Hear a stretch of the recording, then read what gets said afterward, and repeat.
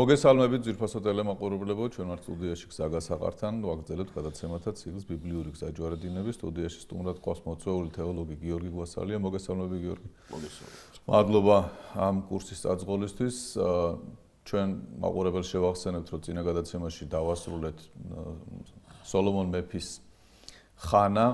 სოლომონ მეფე გარდაიცვალა და მეფე შემდგომი მეფე ისრაელისა არის მისი შვილი რობოამი. და სწორედ ამაზე ვისაუბრებთ დღეს ჩვენ. რობოამის ცხოვრებაში ხდება აღსრულება იმ წინასწარმეტყველებისა, რომელიც ახია წინასწარმეტყველმა განაცხადა, რომ ისრაელი გაიყოფა ორ ნაწილად და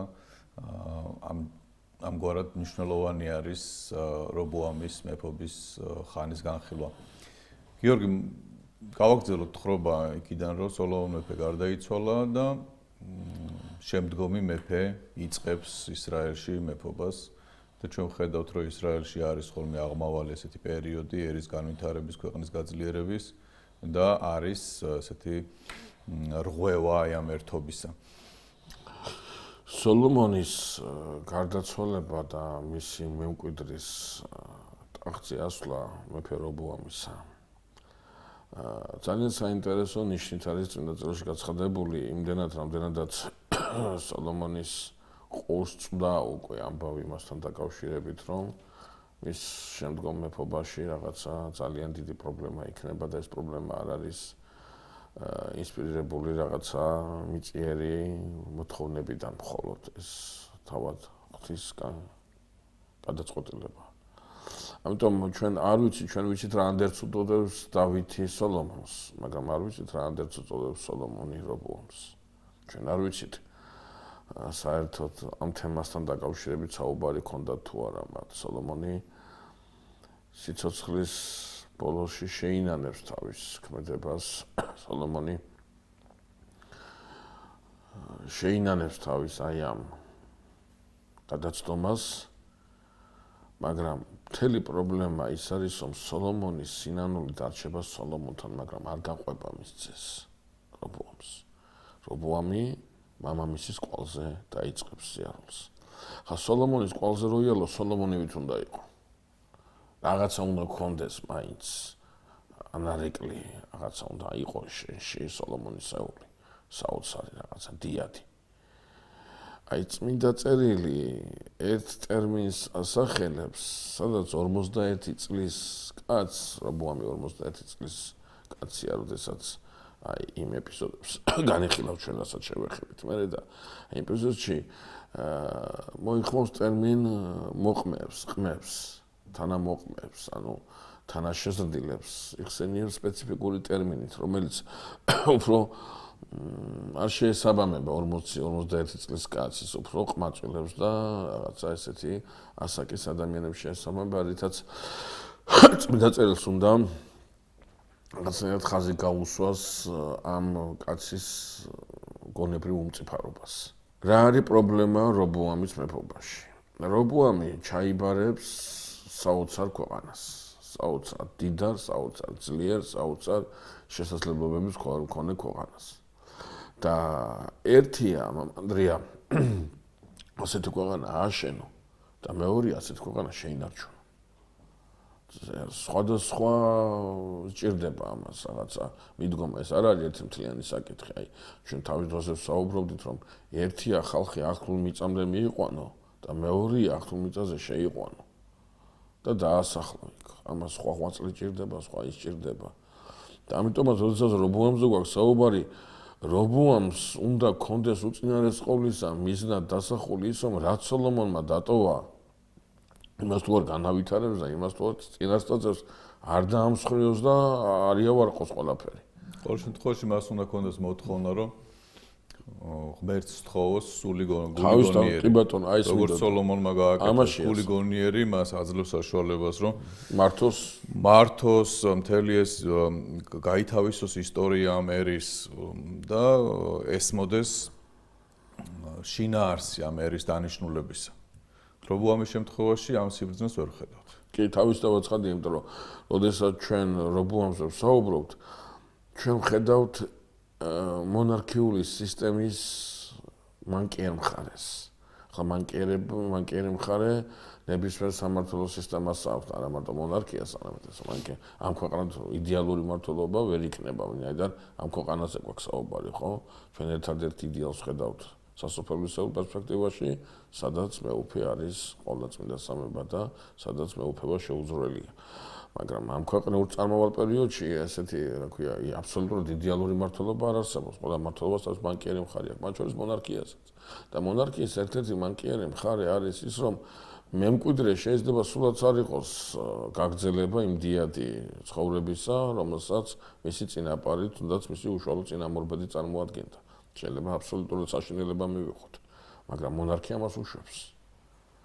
აი ჩვენ თავის დროზე მე განსაკუთრებულად მინდა ეს თემა წინა პლანზე წამოვწიო და გავიხსენო ჩვენი შეხვედრა, როდესაც საუბრობდით მონარქიის შემოტანაზე და საუბრობდით მონარქიის დასაცირკულებაზე. იქ ჩვენ ხას უსვავდით ასეთ რამეს, რომ მონარქია არის ნაბიჯი უკან და არა წინ. და ღმერთი ამ მონარქიას დაუშვებს. აი, ჩვენ რო გადავხედოთ ცივილიზაციათა ისტორიას, ხო? ყველგან მონარქიული სისტემა შედის თავისი გზით. არის საზოგადოებრივი მოთხოვნა, მონარქიას აქვს თავისი მართლობითი რაღაცა დადებითი მხარე და ეს მხარე აწყობს მთელი ცივილიზაციებზე მონარქიული მართლობა წესდება. ისრაელში ცოტა სხვანაირად ხდება. ისრაელში მონარქიული სისტემის დაწესებას რაღაცის გაუქმება უძღვის წინ, ეს არის თეოკრატიული მართლობის, თეოკრატიული საზოგადოების მართლობის გაუქმება და ეს გარდამავალი პერიოდი ჩვენ მაშინ დავახასიათეთ და ვთქვით, ნაბიჯი უკან, რატო დაუშვა ღმერთმა. იქ ჩვენ ერთი ტერმინის მოვიტანეთ, როდესაც ღმერთი სამუელს მიმართავს, ლუტერიო, მათ შენ კი არა, მე უამყოსო. და ჩვენ ვამბობდით ასეთ რაღაცას, როდესაც სამუელის მოღვაწეობას განვიხილავდით აი წინა მონარქიულ პერიოდში, უშუალო წინა მონარქიულ პერიოდში. როდესაც წესგანგებას დაწერს სამუელი, სამეფო წესგანგებას გაწერს, იქ ერთი მნიშვნელოვანი ფრაზა ისმის, იქ შეიძლება ბევრი რამე წერია, მაგრამ წმინდა წერილისთვის, წმინდა წერილს იქიდან ერთი ფრაზა მოაქვს, რაც ყველაზე მნიშვნელოვანია. რა არის ეს ფრაზა? თუ კი თქვენ და თქვენი მეფე არ დაემორჩილებით ღვთის ბრძანებებს და არ შეასრულოთ მის ცნებებს. ანუ ამ შემთხვევაში სამუელი ამბობს წინადადებას, რომელსაც ვერც ერთი ცივილიზაციის სივრცეში ვერ წავიკითხავ და ვერ ვიპოვით. ამ შემთხვევაში სამუელი ამბობს, რომ ღვთის წინაშე მონარქიის შემთხვევაშიც მეფე თქვენსავითა არაფერს არ განსხვავებდა იმ კონსტიტუციის წინაშე, რომელიც კონსტიტუცია მას განსაზღვრა თქვენი იდენტობა, სინას, მთასთან უდაბნოში ჩამოგაყალიბათ ხალხიდან ერად. ამ კონსტიტუციის წინ მონარქი აღარ მონარქობს. მონარქი არის ჩვეულებრივი ისრაელიანი, რომელსაც ისევე ევალება დაიცვას ეს რჯული, როგორც ნებისმიერ სხვას. რატო ვამბობ ამაზე რატო ვაკეთებ აქცენტს? ახლა ცოტა შორს მინდა კიდე წავიდე და კიდე ერთი ეპიზოდი მინდა გავიხსენო. ჩვენ, აი, კარგად მინდა ამას მამანდრე შევხედოთ, იმიტომ რომ ეს ძალიან პრობლემატურია ჩვენთან საზოგადოებაში სამწუხაროდ არსებობს აზრი იმასთან დაკავშირებით, რომ ხსნის გზა გადის რაღაცა მართლობის შემოღებაზე, რაღაც მონარქიის დაწესებაზე, რაღაცა ის რა ქვია, რაღაცა საგვარეულო მიწების დაბრუნებას და რაღაცა უკვე კომედიუცის სასაცილოც აღარ ხდება ზოგ-ზოგი ერთების ისა, მაგრამ რა არის აქ მნიშვნელოვანი, რომ როდესაც ჩვენ ვსაუბრობთ ამ თემაზე, უნდა გავიხსენოთ კიდევ მნიშვნელოვანი რამე. მოსე, როდესაც გამოყავს ისრაელი ეგვიპტიდან, მოსია პოლიტიკური წინამძღვარი, რელიგიური წინამძღვარი, აღმასრულებელი ხელისუფლება, სასამართლო ხელისუფლება. ყველაფერს მოსე წარმოადგენს. მაგრამ როგორც კი ერის სტრუქტურიზება იწყება, როგორც კი ამ ხალხიდან ერი იძერწება, მოსი ამ ხელობებს ჩამოიცილებს. სხვა უნდა იყოს რელიგიური ლიდერი, სხვაგან უნდა იყოს სასამართლო ხელისუფლება, აღმასრულებელი. ეს ყველაფერი უნდა იყოს დანაწილებული და ეს ყველა, მაგრამ რა არის მნიშვნელოვანი აქ? ჩვენთვის ამ თხრობაში რა არის მნიშვნელოვანი? რომ რაღაცა ეტაპზე, რაღაც ძალიან მნიშვნელოვან ეტაპზე ღმერთი მოსეს ეთქვის, რომ 70 უხუცესი უნდა გამოირჩიოს და ახლა საზოგადოებამ უნდა იტვირთოს ის, რასაც მოსე ატარებს მარტო. იმიტომ კი არა მოსე ამას მარტო ვერ ატარებს. არა, ღმერთი მისცემს მას ამის ძალას, მაგრამ აი აქ ღმერთი ისრაელს ეუბნება, რომ შენი მართლობა, შენი ცხოვრება არის საზოგადოებრივ ერთობაზე დაფუძნებული და არა დიდ პიროვნებაზე, თუნდაც ის იყოს მოსე. თუნდაც ის იყოს მოსე. შენ არ უნდა გქონდეს იმედი იმისა, რომ მოვა მოსესნაირი და გიხსნის. შენ უნდა იდგე საზოგადოებაში, თავად უნდა იდგე. სახურებაში თვითონ უნდა იდგე. შენ უნდა გქონდეს შეგნება, საზოგადოებრივი შეგნება, რომ არის რაღაცა, რასაც მე თუ გავაკეთებ საზოგადოებას ვავნებ და ამიტომ ეს არ უნდა გაკეთდეს, ეს მე მეგზალება, იმიტომ რომ საზოგადოებისთვის მავნებლურია და იმიტომ. შენ თუ ასე არიაზროვნებ, მოსე, დავითი და ასე შემდგომ არგიშველის, დავითი, მოსე და ასეთი დიდი ადამიანები ლოკალურ პრობლემას მოგიგვარებენ ერთ რაღაცა ეპოქაში, თორე სწავლენ თუ არა, შენ თუ ესაზროვნება დაიტოვე, საზოგადოების დამარღვეველი, საზოგადოების ერთობის დამარღვეველი აზროვნება დაიტოვე, აუცილებლად აღადგენ იმ პრობლემას, რა პრობლემების მოგვარდა კიდევ უფრო დიდი მასშტაბით, როგორც სახარებაში წერია, მოვა ეშმაკი და ნახავს, რომ დალაგებულია ეს სახლი, რომელიც დატოვა და წავა და შვიდს მოიყვანს თავის უარეს და მოახრებას ხომ ძალიან დიდ ხო? უფრო დიდი დანაგვიანება, უფრო დიდი მსხვერპლობა, უფრო დიდი მტრევა იქნება. ამიტომაც, როდესაც ჩვენ საუბრობთ ამ იმაზე, რა ქვია, აი ამ მონარქიულ სისტემაზე, აქ უნდა ყველაზე მნიშვნელოვანი მონარქია მნიშვნელოვანია და კარგია მინდა მხოლოდ იმ შემთხვევაში, თუ კი ის დგას აი იმ საზოგადოებრივ შეგნებაზე და საზოგადოებრივი შეგნება თავის თავში გულისხმობს კონსტიტუციის აღიარებას და მის ქვეშ ერთად შეკრებას, როგორც მონარქისა, ისე მისი ხელქვეითისა. ეს უპრინციპულესი მომენტია, რატომ? იმიტომ რომ ისრაელში გაგებულია ასე, რომ თავად უზენაესი მონარქი, გახლავთ ღმერთი.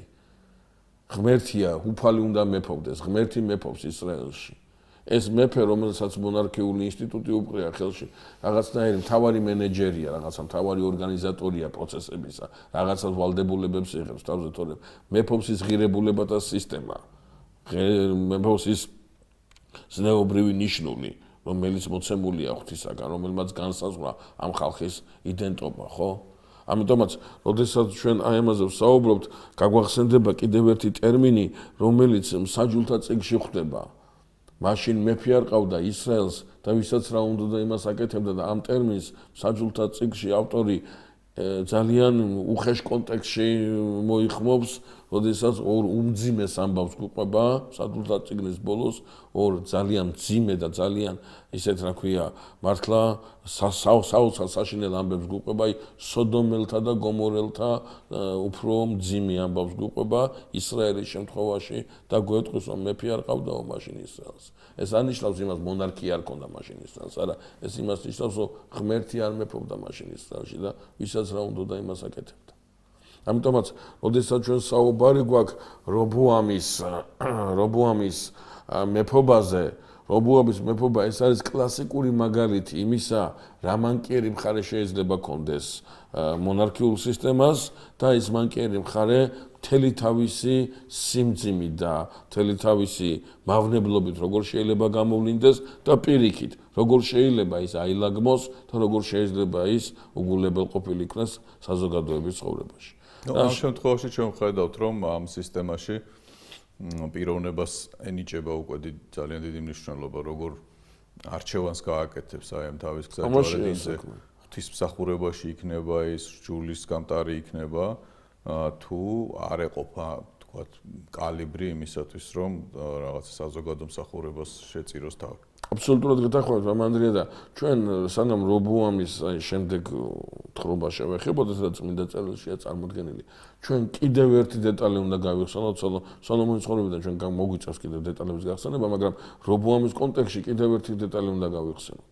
აი თქვენ ახლა შესანიშნავად ბრძანეთ, რომ პიროვნების აი ეს მნიშვნელობა და მოდი ხაზი გავუსვათ, რომ საზოგადოებრივ რეალობაში მთელი საიდუმლო საზოგადოებრივი ერთობისა გახლავთ, რომ იქ პიროვნება არ იჩქმალება, პიროვნება არ დადგურდება და პიროვნება არ იჩრდილება. პირიქით, ეს პიროვნებათა კრებულია, პიროვნებათა ერთობაა.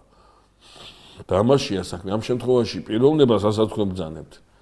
უკვე მიეცა ის სტატუსი, რომელიც სტატუსის შედეგადაც პიროვნებას შეუძლია უკვე დადგეს კონსტიტუციაზე მაღლა. ეს არის მეფე. აი აქ იწყება სწორედ პრობლემა. მაგრამ პრობლემას არ იწყებს რობოამი, პრობლემას იწყებს სოლომონი, რომელიც აკეთებს ამას. და ყველაზე მნიშვნელოვანი, რომელსაც ახლა ჩვენ ყურადღება უნდა მივაქციოთ, მამანდრია, გახლავთ ის, რომ სოლომონი ზოს ვერ ხედავთ ერთ ისეთ კაცს, რომელსაც ხედავთ დავითის დროს. დავითიც არ იყო დაზღვეული, არანაირად არ იყო დაზღვეული იმისაგან, რომ ის იმ ღირებულებით კონსტიტუციაზე მაღლა დამდგარიყო, რომელიც მსახურადაც ღმერთმა გამოარჩია და ჩვენ ამაზე ვისაუბრებთ. ჩვენ ამაზე დაწვრილებით მივაქციეთ ყურადღება. როგორც კი დავითს, ასე თქვათ, ეს ცნეობრივი სამაგრები მოეშვა, საშინელება ჩაიდინა. დიახ. და თხრობას წმინდა წერილი იმ დროს აგრძელებდა, როდესაც მონახა ნათან წინასწარმეტყველი. ნათანმა გააკეთა რაღაცა ის, გადადგა რაღაცა ის ნაბიჯი, რის შედეგადაც დავითი გამოფხიზლდა. აი ჩვენ სოლომონის დროს ნათანს ვერ ხედავთ. დავით ნათანის ნაირს ხედავთ იმას. ჩვენ სოლომონის დროს ვერ ხედავთ უკმაყოფილებას კერპებით სავსე და დანაგვიანებული იერუსალიმთან დაკავშირებით. ჩვენ ვერ ხედავთ მამხილებელ სიტყვას, არ გვესმის ასეთი. არ არის პროტესტი, არ არის უკმაყოფილება, ყველა კმაყოფილია. და ამიტომ რასაც სოლომონი აკეთებს, ეს არ არის ისეთი რამ, რომ მარტო სოლომონის პასუხისგებლობა უნდა იყოს, არა, ეს ისრაელის პასუხისგებლობა. ეს იმ უხუცესთა პასუხისგებლობა, რომელიც სტრუქტურიზებულად დაშალა სოლომონმა და სხვანაირად ააგო. ამიტომაც რობოამზე როცა გვაქვს საუბარი, რობოამს რაღაცა აზრით მძიმე მემკვიდრეობა ერგო, რობოამს უკვე ხელში სიმახინჯე უჭირავს. და იმ სიმახინჯის გამოსწორებაში უნდა იყოს მისი სიბრძნე, სწორედ, რომელიც მას არ ეყოფა, როგორც თქვენ აბსოლუტურად მართებულ ერძანეთ. ის არ თხოვს ღმერთს, ისეს გული გონიერი, რომ მართოს ვინ? მართოს ღვთისერი. აი სოლომონთან, მაბატონთ რობოამთან უკვე ისრაელი მთლიანად განიხილება როგორც მისი საკუთრება. რომელიც ერგო მამამისისგან, არც მეტი, არც ნაკლები ერგო მამამისისგან. აი, ახლა აქ ერთი დეტალიც არის. ამას შეიძლება ასე ხაზგასმით და ხმამ, ახლა ამის თქმა არც იყოს მიზანშეწონილი, მაგრამ უბრალოდ რო შევადაროთ ერთმანეთს, ხო? აი, დავითის მემკვიდრეები რაღაცნაირად იბრძვიან იმისათვის, არამართებულად თავის დავაცხადია, ყოვლად მიუღებელია და ყოვლად დასაგმობია, მაგრამ სცენა ასეთი ბრძოლის სცენაა ტახტისათვის. დავითთან საპირისპიროთ არის. ხო. დავითის შემთხვევაში საულთან მიმართებაში საპირისპიროთ არის. ხო, საპირისპიროთ არის, ანუ დავითი არ იბრძვის. დავითის მემკვიდრეები იბრძვიან და რობოამიც არ იბრძვის. რობოამს ეს შეხვდება. ახლა, რატომ ამბობ ამას? სოლომონს საკმაოდ ბევრი ცოლი ყავდა და საკმაოდ ბევრი ვაჟი ყავდა. და რობოამს, მაბადიეთ, სოლომონს ვაჟი ყავდა ეგვიპტელი ფარაონის ასულისაგანაც, რომელიც კერპებს შორის არ იხსენიება ერთადერთი სივრცე, ერთადერთი პანთეონი, რომელმაც არ შეაწუხა მაშინ იერუსალიმის ეგვიპტური პანთეონი. სად არის ამ ქალისაგან შეძენილი ვაჟი? რატო არ არის ის მემკვიდრე? რატო არის მემკვიდრე რობოამი? ვისი არჩევანია ეს? სოლომონის დარბაზის კარის? ვინ აირჩია? ვინ გადაწყვიტა, რომ მემკვიდრე უნდა იყოს რობოამი? ჩვენ ამ კითხვას პასუხს მოგვიანებით გავცემთ. აქაც დევს ძალიან საინტერესო დეტალი. ხა დაუბრუნდეთ რობოამს, რომელმაც მიიღო რაღაცა საოცრება, რომელსაც ქვია ისრაელი და გამეფებული რობოამი უნდა შეუდგეს ქვეყნის მართვას და იმის წინაშე პირველი პრობლემა რაც წარმოდგება, ეს არის მოთხოვნა ხალხისაგან წამოსული მოთხოვნა, ხა არ ვიგულისხმობ ამანდრია რაღაცა ის მასა შეიკრიბა და რაღაც მიტინგი გამართეს იქ. არა, აქ არის საუბარი უხუცესებზე, აქ არის საუბარი ერისმმართველებზე, იმ მაღალ ეშელონებზე, რომელსაც ქვეყნის მართვის სადავეები რაღაცა დოზით აბარიან.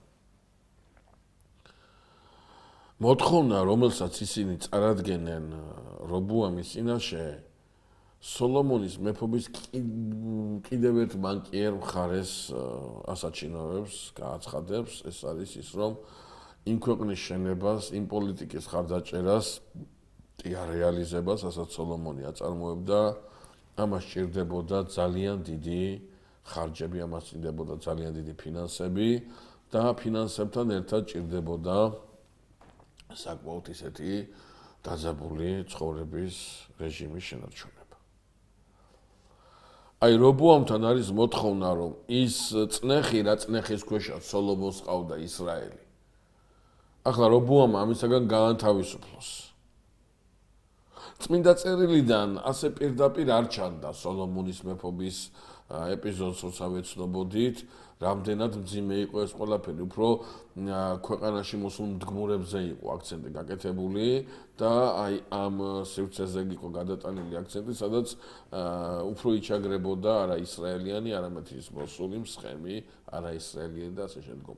ჩანს უმკლად ასე არ ყოფილა, რომ ეს სიმძიმე მთელი თავისი, ასე ვთქვათ, მასშტაბით შეეხო ისრაელიანებსაც, წარჩინებულ ისრაელიანებსაც, რომლებსაც უბრალოდ აღარ შეუძლიათ ასეთ საოცარ ქვეყანაში, ასეთ მძიმე მდგომარეობაში ცხოვრება. აღმოჩნდა, რომ ის ფუფუნება და ის სიძლიერე, რომელიც სოლომონმა მისცა იმას აქვია ისრაელს, სულთად სასიამოვნო არ ყოფილა, სულთად მისაღები არ ყოფილა. არის ამაში რაღაცა უარყოფითი ელემენტებიც.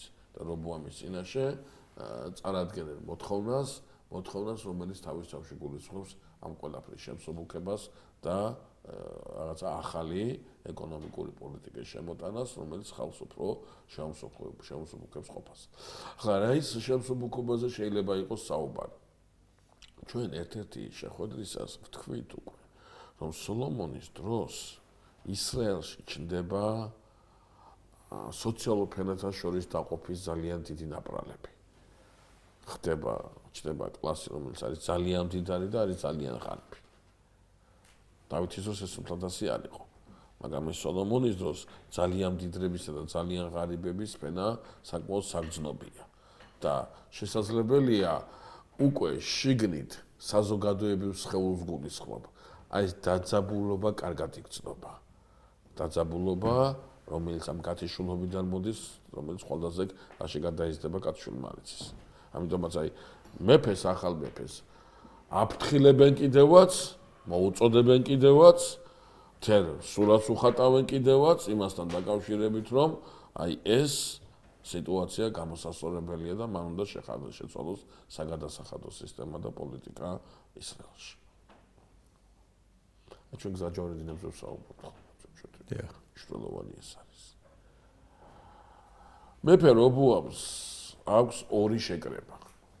ერთი შეკრება მამამისის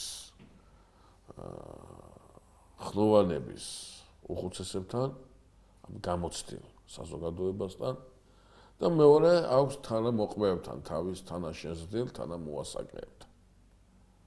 კიდევ ერთხელ მომავალ წმინდა წერილ, როდესაც ამ ეპიზოდს განიხილავს, ხო? რობოამი ამ დროს არ არის ის, რა ქვია, მართლმაწული საკმაოდ ისეთი ასაკიანი პიროვნება.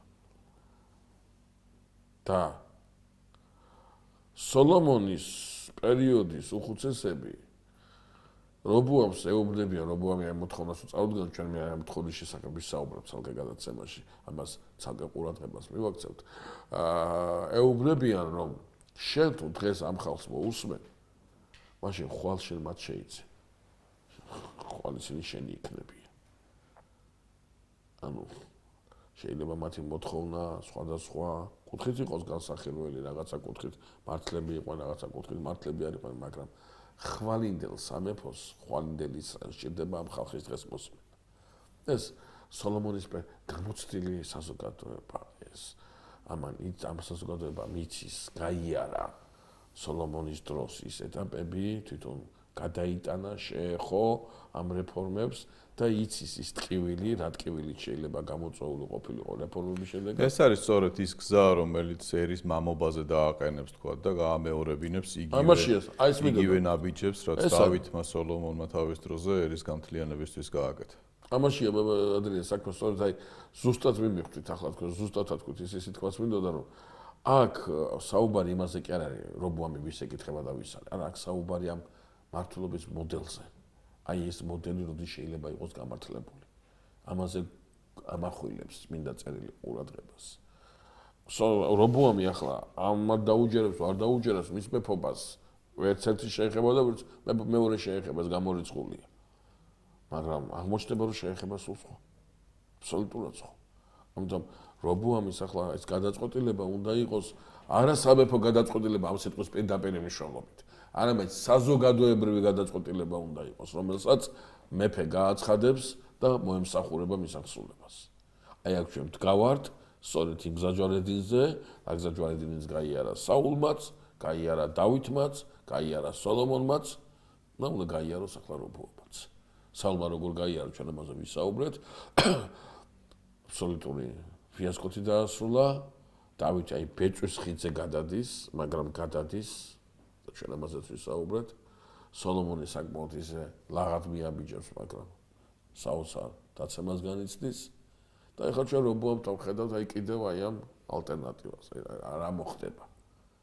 აი, როდესაც ჩვენ თუ დავითის შემთხვევაში ეს შეცდომები იყო, თქვათ, ერთჯერადი გამოსწორებადი, ეხლა რობოამი ისეთ არჩევანს აკეთებს, რომელიც გრძელვადიანი არის, მასშტაბურია უფრო. ხო და საბედისწეროც აღმოჩნდება. საბედისწეროც აღმოჩნდება და პრობლემა ამაზე დადის სწორედ მამა ანდრია, რომ რობოამი ახლა მეორე საბჭოს გამართავს თავის თანამოყმეებთან ერთად და ის ამათ მოусმინა უხუცესებს, მაგრამ მართავს მეორე შეხვედრას კიდევ უკვე ახალგაზრდა თავის სამეგობროსთან თუ რჩევლებთან არ ვიცი. კი არა, ასეა თანაშეზდილები, თანამოყმეები თავის თანამოასაკეებთან, რომლებიც ეუბნებიან, რომ ახლა გადიოდა ამ ხალხს უთხარიო, რომ მამა ჩემის წელზე მსხვილია ჩემი ნეკიო, ჩემი ნეკათითიო. და მამა ჩემიო თუ უდაბნოს ნარეკალით გზითათო, მე მორიელებით და იმ დაგჟითო. ეს უდაბნოს ნარეკალი არის ასეთი სადამჟელო ინსტრუმენტი, ფიცარში ლურსდებია დაყრილი და ამით ზოგზე უნასოშებიან. მასაკა შავდებულს ასე ჯია. და ძალიან მტკივნეული იყო და ძალიან ისეთი იყო რა, ძიმე გადასატანი. და რობოამი ეუბნება, რომ ახლა ის მონაგონი იქნებაო რა, რაც გაიარეთ თუ თქვენ ახლა ნახავთ რას ნიშნავს ეს მოგენატრებათ. აი, ჩვენ სახეზე გვაქვს ორი ტიპის საზოგადოება. ანუ ეს მამასავით კი არ მიმართავს. როგორც დესპოტი, პატრონია, თითქოს თავის ხალხი არ არის, თავარია რომ დაემორჩილონ ნებისმიერ გადაწყვეტილებას შემდგომში. დაიმონოს. ანუ რობოამი ამ შემთხვევაში აცხადებს წარმართი მმართველის კლასიკურ სახეს. სადაც მმართველობა ძალაზეა დამოკიდებული. ძალაზეა და ყველაფერი მისია. ეს ყველაფერი არის მისი. საკუთრებაში აქვს ეს ვით, აი ესაა და რატო მოხდა რობოამთან დაკავშირებით ასეთი საშინელება? რატო მივიღეთ აი ეს რეზიუმე, რაზეც ვსაუბრობთ? იმიტომ რომ რობოამი არ ეყრდნობა ჯანსაღ საზოგადოებას. არა, ჩვენ გვაქვს ორი ტიპის საზოგადოება უკვე დააკვირდით. საზოგადოება, რომელსაც ურჩია მამამისის დროინდელი და თავისი ეს საზოგადოება, ანუ ორი ტიპის საზოგადოება, მაგრამ ის პირველი საზოგადოება მსჯელობს იმ პარამეტრებით, რომელი პარამეტრებითაც ამ ხალხს შეუნარჩუნდება რაღაცა ძალიან მნიშვნელოვანი. მაგრამ აი მეორე სხვა პარამეტრებით ცნობს. საზოგადოებრივ პრინციპებს არ აკმაყოფილებს. ჩვენ აქ უკვე საზოგადოება კი არ გვაქვს. ჩვენ აქ ახლა გვაქვს კოლექტივის სახე, რომელიც თავისი ინტერესებიდან გამომდინარე ადგენს მიიღებს გადაწყვეტილებას. აი ნახეთ, აი ეს ორი ისა. და ეს ორი სივრცე, ამას კარგად მინდა შეადაროთ ერთმანეთს. საზოგადოება, რომელსაც ეროვნული ინტერესები აქვს და კოლექტივი, რომელსაც კერძო ინტერესები აქვს.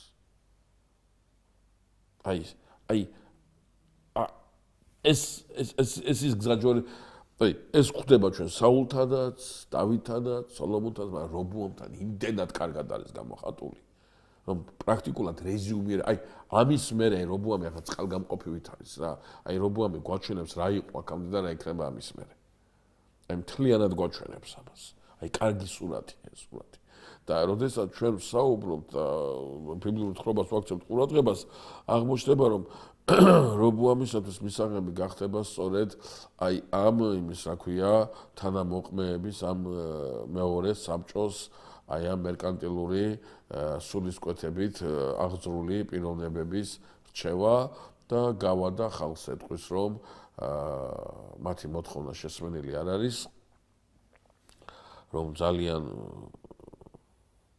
ძიმე ხვედრი ელოდებათ მათ რომ მათ მისი ნეკი მამამისის წელზე უფრო მსხვილია და ამიტომაც არც იოცნებონ რომ შესაძლებელი იქნება მათი ასე იგი ეს მოთხოვნა და ეს იქნება ის განაცხადი, ეს იქნება ის ნაბიჯი, რომელი ნაბიჯის შემდგომაც წმინდა წერილი თხრობას იწყებს იმ ისტორიულ და უმძიმეს მოვლენაზე, რომელმაც ისრაელი როგორც მთლიანი სახელმწიფო დაასრულა და ჩვენ უკვე დღეის შემდეგ საუბარი თუ გვექნება აი ამაზე სივრცეზე, გვექნება საუბარი გაყოფილ სამეფოზე, ჩრდილო სამეფოზე და სამხრეთ სამეფოზე. მთელი ჩვენი გადაცემა დღევანდელი საუბარი სწორედ იმას შეეხო, რომ რობოამი დგას გზაჯვარედინზე. ეს გზაჯვარედინი არის ძალიან საპასუხისმგებლო მძიმე არჩევანი და მოითხოვს დიდ სულიერებას, დიდ სასოებას ღვთისადმი, რაც აღმოჩნდა, რომ რობოამს არ აქვს. იმიტომ რომ მან მიიღო საკმაოდ შორს ჭრეტელი რჩევა უხუცესებისაგან და ძალიან მნიშვნელოვანი, რომელიც მას ფაქტიურად ამ გამოცდილი ადამიანების რჩევით საშუალებას მისცემდა, რომ გაეგრძელებინა სოლომონის და დავითის მმართველობა.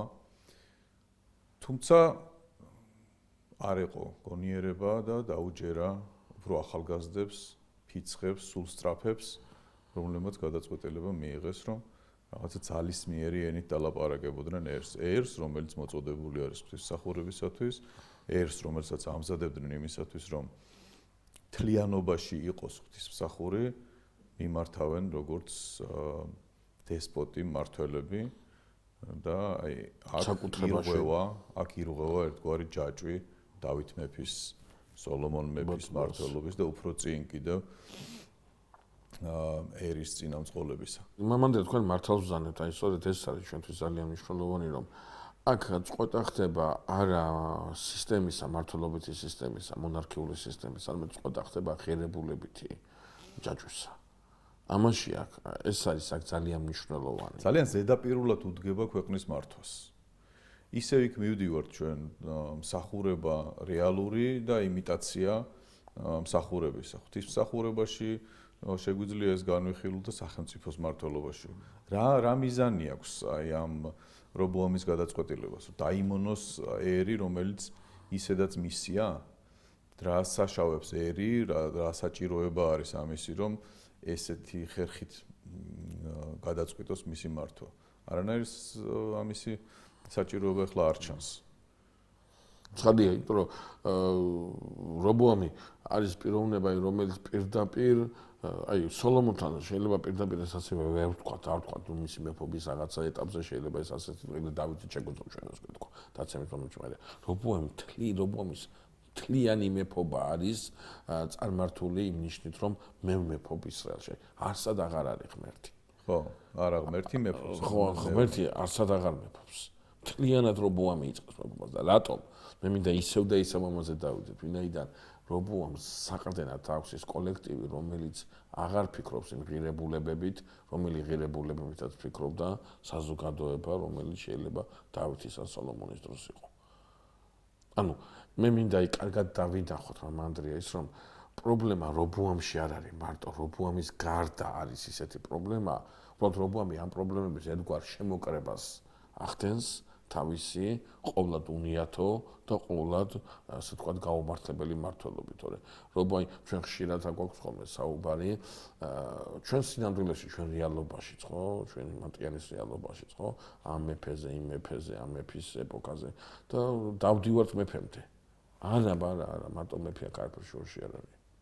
მეფე არის ნუ რაღაცნაირი რეზიუმირება რაღაცა ეპოქისა, მაგრამ ამ მეფის გარშემო საზოგადოება და ამ მეფის გარშემო რაღაცა წრეტრიალებს, რომელიც იძლევა ღირებულებით ნიშნულებს, ქმნის ღირებულებით ამინს, ხო? ამიტომ ჩვენ ოდესაც ვჟელობთ აი მის უწმიდესობა ხშირად ღრმა აზროვნებისაკენ მოგვიწოდებს ეს ძალიან მნიშვნელოვანი ეს დღევანდელ ეპოქაში თუმეტეს ოდესაც რაღაცა გამზადებული ფრაზები და გამზადებული იდეები მისდის ადამიანს და აღარ ჭირდება მას ახლა იმის რა ქვია გონების შეწუხება. ეს ღრმა აზროვნება ამისაც მნიშვნელოვანია რომ ჩვენ უნდა აი გავაანალიზოთ რომ ეს მეფე კი არ არის მარტო ეს ეპოქა აქ საზოგადოება აქ რაღაც სივრცეა, სამოქმედო სივრცეა. აი რობუამზე ასე უნდა იმას აქვთ სწორედ, ხო? არა მარტო რობუამზე, მაგრამ ამ შემთხვევაში ამ პიროვნებაზე ქონდა საუბარი. ეს არ არის. ანუ თვითმიზანი გახდა ხელმწიფება ერზე და არა საშუალება იმისა, რომ ხო, ერი წაიყვანოს, წარმართოს და ღვთისმსახურება. აი ეს არის მე მგონი ძალიან მნიშვნელოვანი რამე, რომ შორს ვერ იყურება. მეთოდი მისი ფაქტიურად გაუთანასწორდა მსოფლმხედველობას იმ აზრით, რომ თავარი მიზანი იქცა ის, რომ იხელმწიფოს და იმეფოს და არა ის, რომ თავისი მეფობა გამოიყენოს იმისათვის, რომ ღმერთი ამეფოს და ერი წარმართოს საფრთხო გზაზე. აი მე მგონი ეს რობოამთან დაკავშირებით, ეს შეფასებების გადაწყვეტილებასთან დაკავშირებით ესეთი რეალურია, რელევანტურია. თან ყურადღება მივაქციოთ, რომ ანდრია ძალიან საინტერესო დეტალს ასახთ დღესაც თქვა, რომ თეოკრატიული საზოგადოების და მართლობის დასრულება კიდე გასაგებია, მაგრამ მონარქიაზე ღმერთმა თქვა, რომ თქვენო იწუწუნებთო, მაგრამ ეს აღარ იქნება, აღარში წყდებაო, ხო? ეს არ მოგეშვებათო თქვენ, ხო?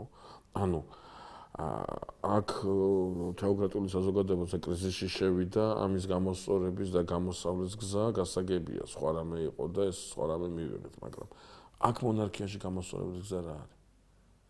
აქ მონარქიის შეწყვეტაზე ვეღარ იქნება საუბარი. რაღაც სხვა რამე უნდა იყოს და რა არის ეს სხვა რამე? აი ეს სხვა რამე არის სწორედ დადის ისევ იქამდე, უნდა გამოჩნდეს ისეთი პიროვნებები, როგორც არის ნათანი, რომელსაც შეუძლია შევიდეს მეფესთან და გამოაფხიზლოს.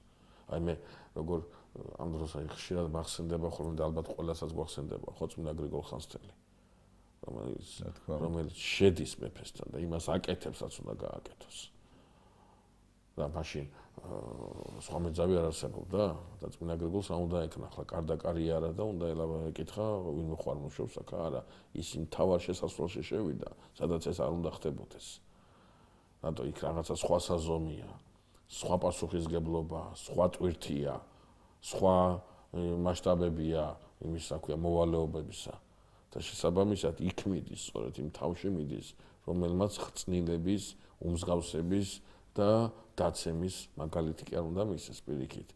სულიერი სიმტკიცის, ნეობისა და ერთგულების მაგალითი უნდა მისცეს. დიდი მადლობა გიორგი. ამ საუბრისთვის მაყურებელს შევახსენებ, რომ შესაბამისი საკითხავი შეუძლია წაიკითხოს მესამე მეფეთა მე-11, მე-12 თავებში, მე-13 თავშიც.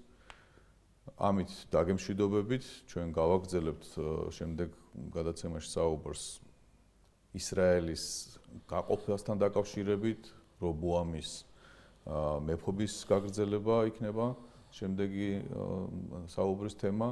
ამით დაგემშვიდობებით, მომავალ შეხვედრამდე კარგად ბრძანდებოდეთ.